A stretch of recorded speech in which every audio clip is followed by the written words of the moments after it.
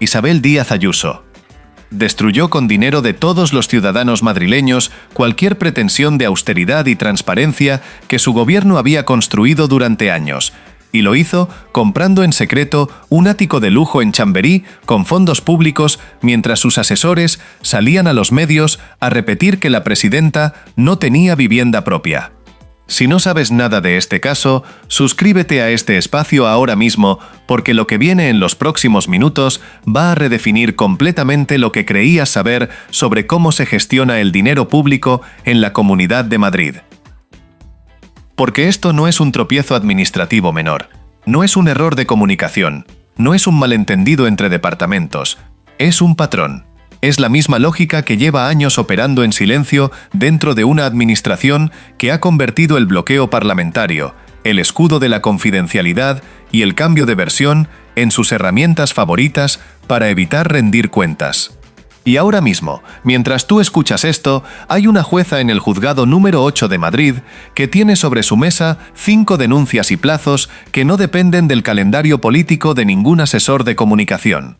El expediente tiene dueña, la dueña habló, y lo que dijo destruyó el único argumento que a Ayuso le quedaba.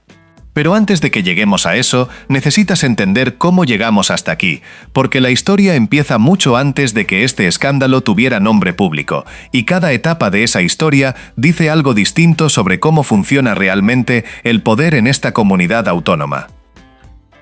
La operación comenzó en enero, sin comunicado, sin ruido, sin ningún tipo de anuncio público. La propietaria del ático retiró el inmueble de todos los portales inmobiliarios donde lo tenía anunciado. Cualquiera que lo hubiera visto la semana anterior y volviera a buscarlo, habría encontrado que había desaparecido del mercado. Eso ocurre cuando alguien ya llegó a un acuerdo. Ese alguien era Planifica Madrid, una empresa pública dependiente de la Consejería de Presidencia de la Comunidad de Madrid, pagada íntegramente con dinero de los ciudadanos de esa región. En febrero, ya con el inmueble retirado del mercado y el acuerdo en marcha, se negoció el precio final. La vendedora, que necesitaba liquidez, aceptó una rebaja de 300.000 euros, de 6.600.000 euros a 6.300.000. Un descuento que la propia empresa pública utilizó después como argumento de eficiencia, como si conseguir un descuento en una compra que nadie había autorizado públicamente fuera una demostración de buena gestión. En marzo se firmaron las arras. El contrato quedó formalizado. La operación estaba cerrada. Y todo eso, todo ese proceso de negociación, de retirada del mercado, de firma de contratos, ocurrió antes de que Alberto Núñez Feijóo se sentara con Ayuso el 8 de abril, en esa reunión que después se haría pública. Y si quieres seguir este caso en tiempo real, semana a semana, sin perderte ningún capítulo, suscríbete a este espacio, porque lo que viene después de hoy va a moverse muy rápido. Aquí hay que detenerse un momento, porque existe una declaración que circuló durante semanas con total normalidad, respaldada por el entorno más cercano de la presidenta, y que ahora mismo resulta imposible de sostener sin que provoque una carcajada amarga. El número 2 de Ayuso, el presidente de Planifica Madrid, la misma empresa pública que negoció y firmó la compra del ático, salió a decir públicamente, con toda la convicción del mundo, que la presidenta de la Comunidad de Madrid, a diferencia de otros políticos, no tiene vivienda propia. Lo dijo una vez, lo repitió, se convirtió en parte del relato oficial, una pieza del discurso que se lanzó con la intención de que quedara grabada como prueba de austeridad y coherencia personal. Esa declaración pública, pronunciada mientras el contrato de arras del ático ya estaba firmado desde marzo, mientras la negociación del precio había ocurrido en febrero, mientras el inmueble había salido del mercado en enero, esa declaración es la cita trampa perfecta, porque quien la pronunció sabía exactamente lo que estaba pasando dentro de la empresa que dirige. Y quien la escuchó creyó que hablaba con la verdad. Ahora mismo, con todos esos datos sobre la mesa, esa frase no es una defensa, es una acusación con el nombre del acusador impreso encima. Y esto, amigos y amigas, es solo el principio de los golpes que este caso tiene preparados. La Comunidad de Madrid construyó su muro de contención sobre una base aparentemente sólida. El argumento era el siguiente: El acuerdo de compra incluía una cláusula de confidencialidad firmada con la vendedora y, por tanto, no podían entregar la documentación que se les reclamaba. Era un escudo legal que, en apariencia, les daba cierto margen de maniobra. Y durante semanas, ese argumento funcionó como cierre absoluto de cualquier conversación. Pregunta por el expediente, respuesta sobre la confidencialidad. Solicitud de documentación, bloqueo por la confidencialidad. Iniciativa parlamentaria de control, denegación amparada en la confidencialidad. Pero los juristas que revisaron el argumento señalaron el problema desde el primer momento, con una claridad que no dejaba espacio para la ambigüedad. Cuando una empresa pública adquiere un inmueble con dinero de los ciudadanos, la operación está sometida a escrutinio por definición. La transparencia en este tipo de adquisiciones no es opcional ni se puede desactivar mediante un pacto privado entre comprador y vendedor. La confidencialidad puede cubrir ciertos aspectos de una negociación comercial entre privados, pero no puede usarse como cortina corrida sobre una operación de interés público. Lo que la Comunidad de Madrid estaba haciendo, según esos mismos análisis jurídicos, era usar la opacidad de una parte para bloquear el acceso al todo. Una cláusula de reserva sobre algunos términos de la negociación como pretexto para ocultar el expediente completo. Y eso, en términos de derecho administrativo, no aguanta un escrutinio serio. Suscríbete a este espacio si no quieres que el próximo capítulo de este caso te llegue tarde, porque cuando la jueza se mueva, todo va a ocurrir muy deprisa. Y mientras ese argumento se sostenía en público, dentro de la Asamblea de Madrid ocurría algo que necesita ser dicho con toda su magnitud. Más Madrid, la formación que lleva meses tirando del hilo de esta compra, presentó 16 iniciativas parlamentarias distintas para obtener información sobre la adquisición del ático. 16 solicitudes formales, por distintas vías, con diferentes argumentos jurídicos, pidiendo acceso a distintas partes del expediente. 16. Y las 16 fueron bloqueadas, una a una, sistemáticamente, por la mesa de la Asamblea de Madrid, donde el Partido Popular tiene los votos suficientes para tumbar cualquier solicitud que le resulte incómoda. 16 negativas, 16 veces el mismo resultado. 16 veces el mismo muro. Y quien defiende la transparencia como valor central de su gobierno, tiene que explicar cómo se articula ese valor con 16 negativas consecutivas a entregar información sobre el uso del dinero público. Porque aquí lo vemos claro, transparencia que solo funciona cuando no hay nada que ocultar no es transparencia, es teatro. Y el teatro se sostiene mientras el público no puede ver lo que hay detrás del telón. Pero el telón se está moviendo. Y lo que hay detrás no espera a que Ayuso decida cuándo y cómo mostrarlo. Hay un detalle en la radiografía de Planifica Madrid que encaja con todo lo anterior como una pieza que lleva tiempo perdida y de repente aparece exactamente donde tiene que estar. La empresa pública puso en venta el año pasado 10 inmuebles de su cartera, 10 propiedades que necesitaba convertir en liquidez para seguir operando con cierta solvencia. De esas 10, 6 siguen sin venderse. 6 inmuebles en el mercado, incluyendo una propiedad en Gran Vía de Madrid, una de las arterias comerciales más conocidas de la capital, que lleva meses esperando comprador sin encontrarlo. 6 inmuebles que no se venden. Y en ese contexto exacto, con ese inventario en el pasivo y esa presión de liquidez que supuestamente justificó la rebaja que la vendedora del ático aceptó, la misma empresa decide desembolsar 6.300.000 euros en un inmueble que, según todo lo que ha trascendido, no cumple los requisitos funcionales para ser utilizado como espacio de trabajo institucional. Una terraza de 200 metros cuadrados no es una oficina para funcionarios de presidencia. Eso no lo dice la oposición. Lo dice la lógica elemental de cómo funcionan los espacios administrativos. Y si no es una oficina, y si la presidenta supuestamente no tiene vivienda propia, alguien tiene que explicar con palabras concretas para qué se compró ese inmueble. Y esa explicación no ha llegado. No ha llegado en semanas. No ha llegado después de 16 solicitudes parlamentarias bloqueadas. No ha llegado después de las preguntas de los medios. No ha llegado después de las denuncias en el juzgado. El silencio habla más que cualquier rueda de prensa. Y quien quiera seguir este caso sin perderse ningún movimiento que se suscriba ahora mismo a este espacio. Feijóo eligió con cuidado cada palabra que pronunció en esa entrevista pública, demasiado cuidado para que fuera espontáneo. Explicó que le habían dicho que se iba a comprar un local, que lo que resultó ser era un ático, que lo que le contaron y lo que se hizo eran cosas distintas.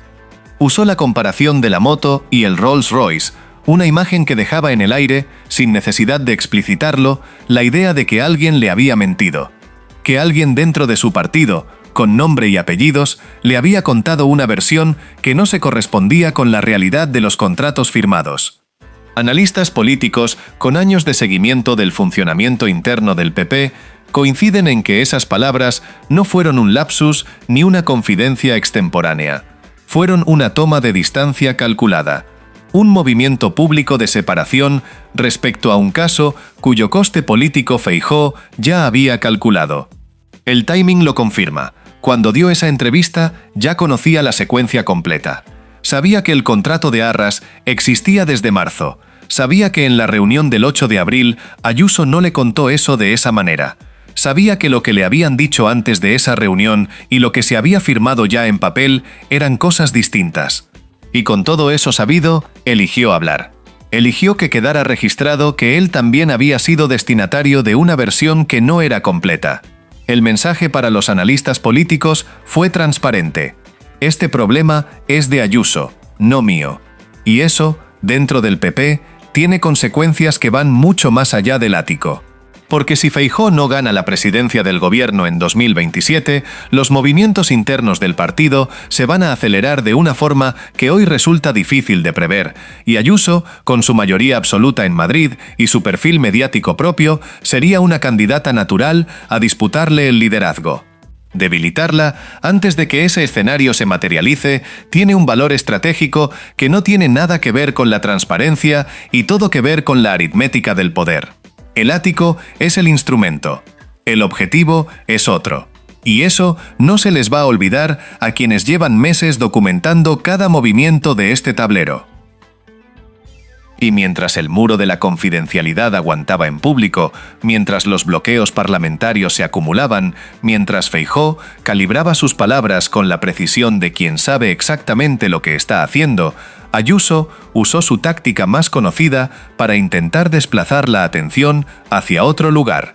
Publicó en sus redes un mensaje sobre Ceuta, un mensaje que insinuaba la llegada de personas con supuestos vínculos yihadistas, activando el miedo, construyendo un enemigo externo, ofreciendo a su base electoral algo concreto y emocional contra lo que enfadarse. Una técnica que ha funcionado antes. Señalar un peligro que justifique no hablar del peligro que hay sobre la mesa. El bulo sobre Ceuta llegó a tiempo. El expediente del ático, no. Esa es la proporción. Esa es la prioridad de comunicación de la presidenta de la Comunidad de Madrid en el momento en que un juzgado está a punto de pedirle documentos que lleva meses negando. Y mientras esa distracción circulaba por las redes, fuentes internas del propio PP, personas que conocen el expediente desde dentro, seguían usando la palabra escándalo. No para describir cómo estaban cubriendo el caso los medios, para describir lo que hay dentro de los documentos. Eso viene de adentro, de gente que sabe, de gente que tiene sus propios cálculos sobre qué les conviene cuando esto llegue al punto en que ya no haya vuelta atrás. Suscríbete a este espacio para no perderte el día en que ese punto llegue, porque las piezas ya están en movimiento y esto no para aquí. Porque dentro del PP nacional hay quienes ven en todo esto una oportunidad. Y es importante decirlo, aunque resulte incómodo. Porque si el escándalo del ático debilita a Ayuso antes de un posible escenario de disputa interna de liderazgo, quienes se benefician de esa debilidad no son solo los adversarios externos. Son también los que comparten siglas con ella. Esa es la dimensión más oscura de este caso y la que menos se discute en los análisis habituales. El fuego amigo en política es el más devastador porque llega sin aviso previo y desde donde menos se espera. Y Ayuso, que ha construido toda su marca política sobre la capacidad de convertir cualquier ataque en victimización y cualquier crítica en persecución ideológica, tiene ahora delante un problema que esa táctica no puede resolver. Porque cuando quien te ataca, o quien permite que te ataquen sin protegerte, está dentro de tu propio partido, la narrativa de la caza política pierde su fuerza. No puedes señalar a la izquierda cuando las filtraciones más dañinas vienen de pasillos que tú conoces bien. No puedes hablar de conspiración mediática cuando los que hablan con los medios son personas que deberían estar cerrando filas contigo. Y 4 miembros del comité de dirección de Planifica Madrid sabían lo que se estaba comprando. 4 personas con nombres, con cargos, con acceso a la información completa desde el principio.